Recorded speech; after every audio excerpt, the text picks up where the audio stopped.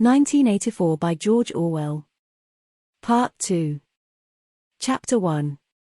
It was the middle of the morning, and Winston had left the cubicle to go to the lavatory. A solitary figure was coming towards him from the other end of the long, brightly lit corridor. It was the girl with dark hair. 4 days had gone past since the evening when he had run into her outside the junk shop. As she came nearer, he saw that her right arm was in a sling, not noticeable at a distance because it was of the same color as her overalls. Probably she had crushed her hand while swinging round one of the big kaleidoscopes on which the plots of novels were roughed in. It was a common accident in the fiction department. They were perhaps 4 meters apart when the girl stumbled and fell almost flat on her face. A sharp cry of pain was wrung out of her. She must have fallen right on the injured arm. Winston stopped short. The girl had risen to her knees. Her face had turned a milky yellow color against which her mouth stood out redder than ever. Her eyes were fixed on his, with an appealing expression that looked more like fear than pain. A curious emotion stirred in Winston's heart. In front of him was an enemy who was trying to kill him. In front of him, also, was a human creature, in pain and perhaps with a broken bone. Already he had instinctively started forward to help her. In the moment when he had seen her fall on the bandaged arm, it had been as though he felt the pain in his own body. "You're hurt," he said. "It's nothing. My arm. It'll be all right in a second." She spoke as though her heart were fluttering. She had certainly turned very pale. "You haven't broken anything." "No, I'm all right. It hurt for a moment, that's all." She held out her free hand to him, and he helped her up. She had regained some of her color, and appeared very much better. "It's nothing," she repeated shortly. "I only gave my wrist a bit of a bang." "Thanks, comrade." And with that she walked on in the direction in which she had been going, as briskly as though it had really been nothing. The whole incident could not have taken as much as half a minute. Not to let one's feelings appear in one's face was a habit that had acquired the status of an instinct, and in any case they had been standing straight in front of a telescreen when the thing happened. Nevertheless, it had been very difficult not to betray a momentary surprise, for in the 2 or 3 seconds while he was helping her up, the girl had slipped something into his hand. There was no question that she had done it intentionally. It was something small and flat. As he passed through the lavatory door, he transferred it to his pocket and felt it with the tips of his fingers. It was a scrap of paper folded into a square. While he stood at the urinal, he managed, with a little more fingering, to get it unfolded. Obviously there must be a message of some kind written on it. For a moment he was tempted to take it into one of the water closets and read it at once. But that would be shocking folly, as he well knew. There was no place where you could be more certain that the telescreens were watched continuously. He went back to his cubicle, sat down, threw the fragment of paper casually among the other papers on the desk, put on his spectacles and hitched the speakwrite towards him. 5 minutes, he told himself, 5 minutes at the very least. His heart bumped in his breast with frightening loudness. Fortunately, the piece of work he was engaged on was mere routine. The rectification of a long list of figures, not needing close attention. Whatever was written on the paper, it must have some kind of political meaning. So far as he could see, there were 2 possibilities. One, much the more likely, was that the girl was an agent of the thought police, just as he had feared.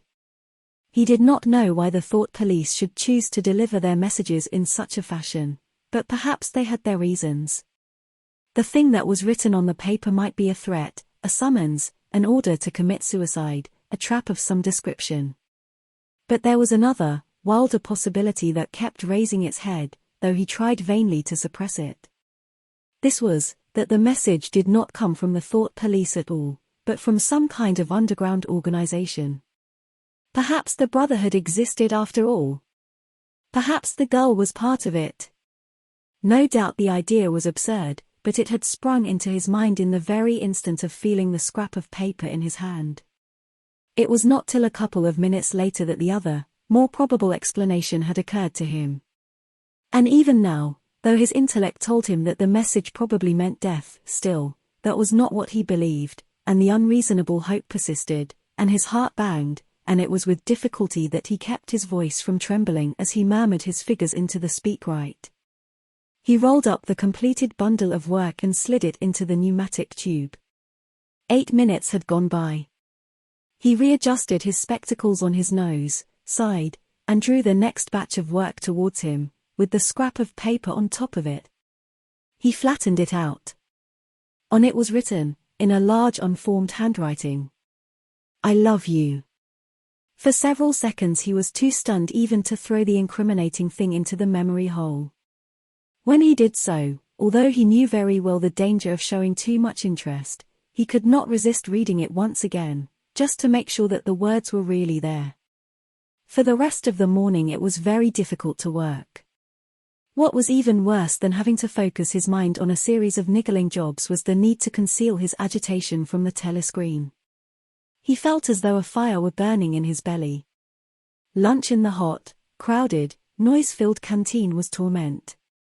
He had hoped to be alone for a little while during the lunch hour, but as bad luck would have it the imbecile Parsons flopped down beside him, the turn of his sweat almost defeating the tinny smell of stew, and kept up a stream of talk about the preparations for Hate Week. He was particularly enthusiastic about a papier-mâché model of Big Brother's head, 2 meters wide, which was being made for the occasion by his daughter's troop of spies. The irritating thing was that in the racket of voices Winston could hardly hear what Parsons was saying, and was constantly having to ask for some fatuous remark to be repeated. Just once he caught a glimpse of the girl, at a table with 2 other girls at the far end of the room. She appeared not to have seen him, and he did not look in that direction again. The afternoon was more bearable. Immediately after lunch there arrived a delicate, difficult piece of work which would take several hours and necessitated putting everything else aside. It consisted in falsifying a series of production reports of 2 years ago, in such a way as to cast discredit on a prominent member of the inner party, who was now under a cloud. This was the kind of thing that Winston was good at, and for more than 2 hours he succeeded in shutting the girl out of his mind altogether. Then the memory of her face came back, and with it a raging, intolerable desire to be alone. Until he could be alone it was impossible to think this new development out. Tonight was one of his nights at the community center. He wolfed another tasteless meal in the canteen, hurried off to the center, took part in the solemn foolery of a discussion group, played 2 games of table tennis, swallowed several glasses of gin, and sat for half an hour through a lecture entitled Ingsoc in relation to chess. His soul writhed with boredom, but for once he had had no impulse to shirk his evening at the center. At the sight of the words "I love you" the desire to stay alive had welled up in him, and the taking of minor risks suddenly seemed stupid. It was not till 23 hours, when he was home and in bed in the darkness, where you were safe even from the telescreen so long as you kept silent, that he was able to think continuously. It was a physical problem that had to be solved: how to get in touch with the girl and arrange a meeting. He did not consider any longer the possibility that she might be laying some kind of trap for him. He knew that it was not so, because of her unmistakable agitation when she handed him the note.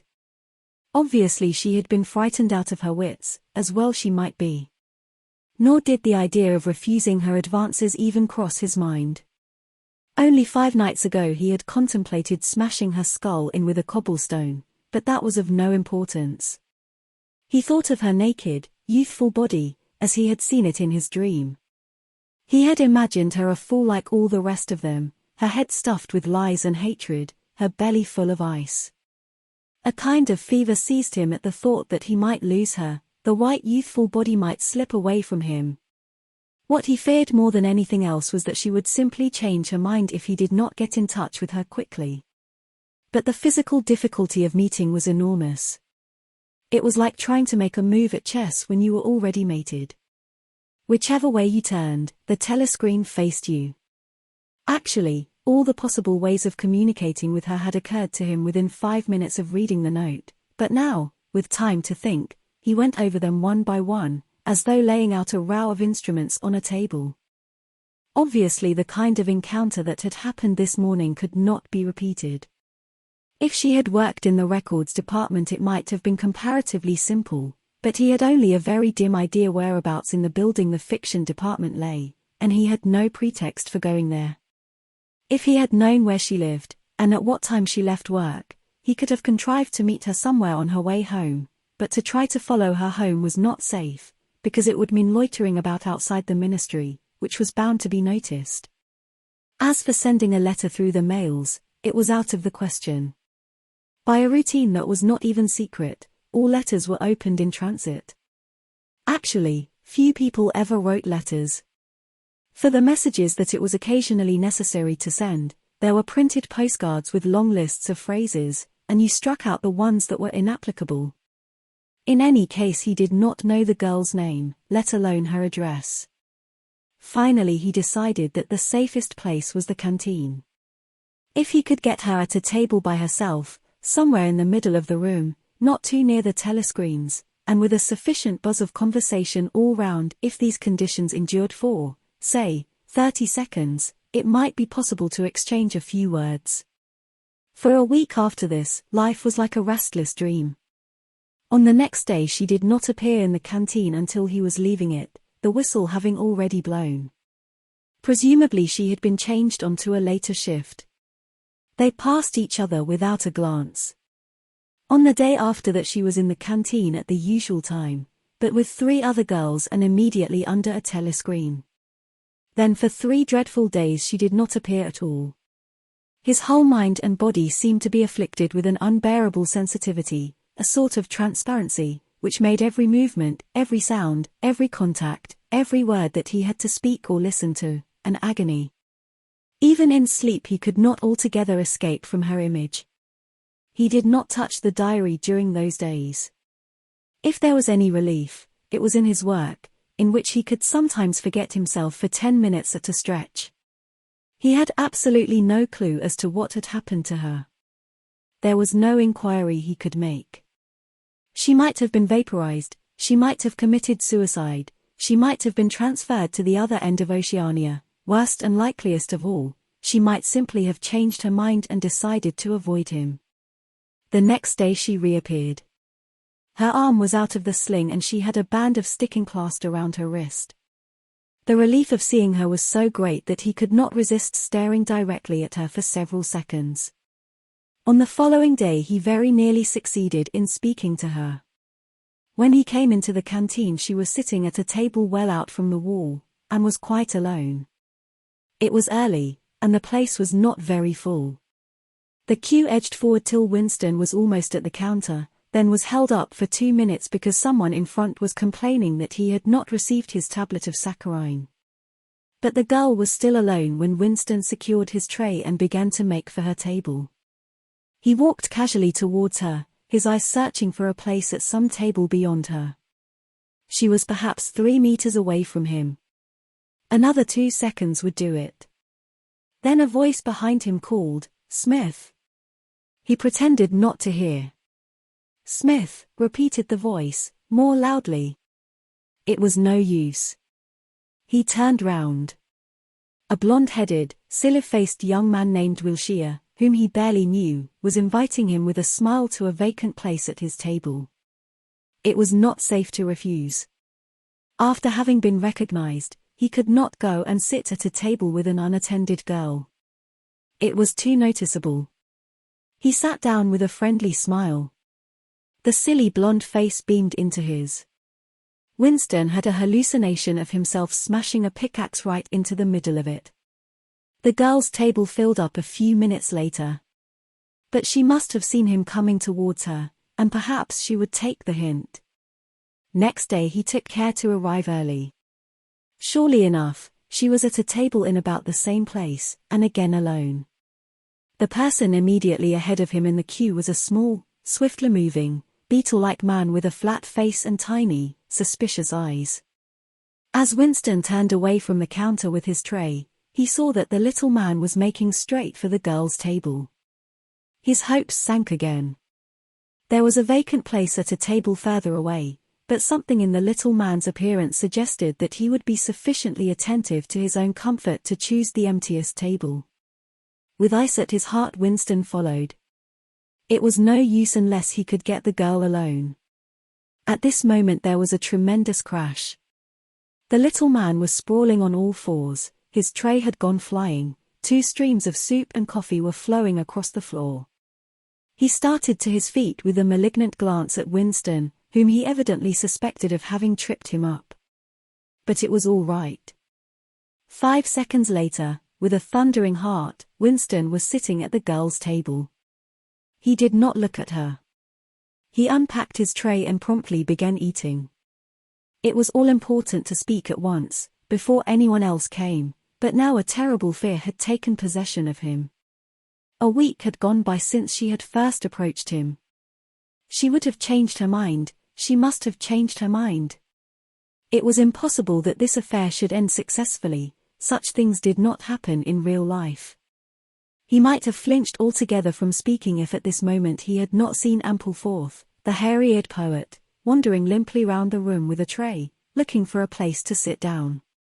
In his vague way Ampleforth was attached to Winston, and would certainly sit down at his table if he caught sight of him. There was perhaps a minute in which to act. Both Winston and the girl were eating steadily.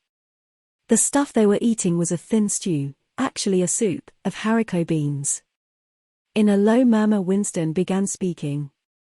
Neither of them looked up, steadily they spooned the watery stuff into their mouths, and between spoonfuls exchanged the few necessary words in low expressionless voices. "What time do you leave work?" 18:30. "Where can we meet?" "Victory Square, near the monument." "It's full of telescreens." "It doesn't matter if there's a crowd." "Any signal?" "No." "Don't come up to me until you see me among a lot of people. And don't look at me. Just keep somewhere near me." "What time?" 19 hours. "All right." Ampleforth failed to see Winston and sat down at another table. They did not speak again, and, so far as it was possible for 2 people sitting on opposite sides of the same table, they did not look at one another. The girl finished her lunch quickly and made off, while Winston stayed to smoke a cigarette. Winston was in Victory Square before the appointed time. He wandered round the base of the enormous fluted column, at the top of which Big Brother's statue gazed southward towards the skies where he had vanquished the Eurasian aeroplanes, the East Asian aeroplanes, it had been, a few years ago, in the Battle of Airstrip 1. In the street in front of it there was a statue of a man on horseback which was supposed to represent Oliver Cromwell. At 5 minutes past the hour the girl had still not appeared. Again the terrible fear seized upon Winston. She was not coming, she had changed her mind.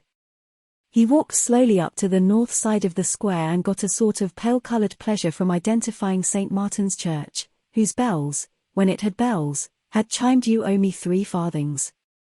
Then he saw the girl standing at the base of the monument, reading or pretending to read a poster which ran spirally up the column.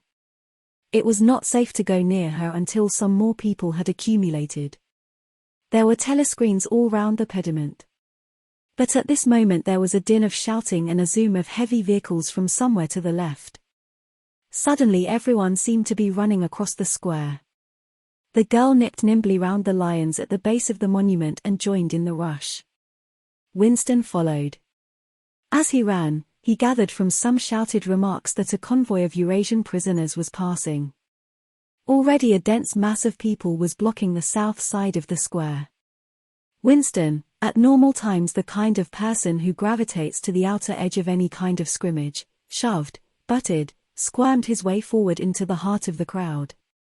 Soon he was within arm's length of the girl, but the way was blocked by an enormous prole and an almost equally enormous woman, presumably his wife, who seemed to form an impenetrable wall of flesh. Winston wriggled himself sideways, and with a violent lunge managed to drive his shoulder between them. For a moment it felt as though his entrails were being ground to pulp between the 2 muscular hips, then he had broken through, sweating a little. He was next to the girl. They were shoulder to shoulder, both staring fixedly in front of them. A long line of trucks, with wooden-faced guards armed with submachine guns standing upright in each corner, was passing slowly down the street. In the trucks, little yellow men in shabby greenish uniforms were squatting, jammed close together. Their sad, Mongolian faces gazed out over the sides of the trucks, utterly incurious. Occasionally, when a truck jolted, there was a clank-clank of metal. All the prisoners were wearing leg irons. Truckload after truckload of the sad faces passed. Winston knew they were there, but he saw them only intermittently. The girl's shoulder, and her arm right down to the elbow, were pressed against his. Her cheek was almost near enough for him to feel its warmth. She had immediately taken charge of the situation, just as she had done in the canteen. She began speaking in the same expressionless voice as before, with lips barely moving, a mere murmur easily drowned by the din of voices and the rumbling of the trucks. "Can you hear me?" "Yes." "Can you get Sunday afternoon off?" "Yes." "Then listen carefully. You'll have to remember this. Go to Paddington Station." With a sort of military precision that astonished him, she outlined the route that he was to follow. A half-hour railway journey, turn left outside the station, 2 kilometers along the road, a gate with the top bar missing, a path across a field, a grass-grown lane, a track between bushes, a dead tree with moss on it. It was as though she had a map inside her head. "Can you remember all that?" she murmured finally. "Yes." "You turn left, then right, then left again. And the gate's got no top bar." "Yes." "What time?" "About 15. You may have to wait. I'll get there by another way." "Are you sure you remember everything?" "Yes." "Then get away from me as quick as you can." She need not have told him that. But for the moment they could not extricate themselves from the crowd. The trucks were still filing past, the people still insatiably gaping. At the start there had been a few boos and hisses, but it came only from the party members among the crowd, and had soon stopped. The prevailing emotion was simply curiosity. Foreigners, whether from Eurasia or from East Asia, were a kind of strange animal. One literally never saw them except in the guise of prisoners, and even as prisoners one never got more than a momentary glimpse of them. Nor did one know what became of them, apart from the few who were hanged as war criminals. The others simply vanished, presumably into forced labor camps. The round Mogul faces had given way to faces of a more European type, dirty, bearded and exhausted. From over scrubby cheekbones eyes looked into Winston's, sometimes with strange intensity, and flashed away again. The convoy was drawing to an end. In the last truck he could see an aged man, his face a mass of grizzled hair, standing upright with wrists crossed in front of him, as though he were used to having them bound together. It was almost time for Winston and the girl to part. But at the last moment, while the crowd still hemmed them in, her hand felt for his and gave it a fleeting squeeze. It could not have been 10 seconds, and yet it seemed a long time that their hands were clasped together. He had time to learn every detail of her hand.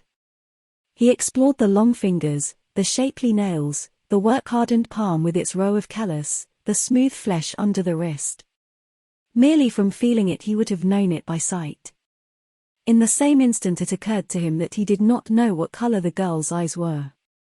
They were probably brown, but people with dark hair sometimes had blue eyes. To turn his head and look at her would have been inconceivable folly. With hands locked together, invisible among the press of bodies, they stared steadily in front of them, and instead of the eyes of the girl, the eyes of the aged prisoner gazed mournfully at Winston out of nests of hair.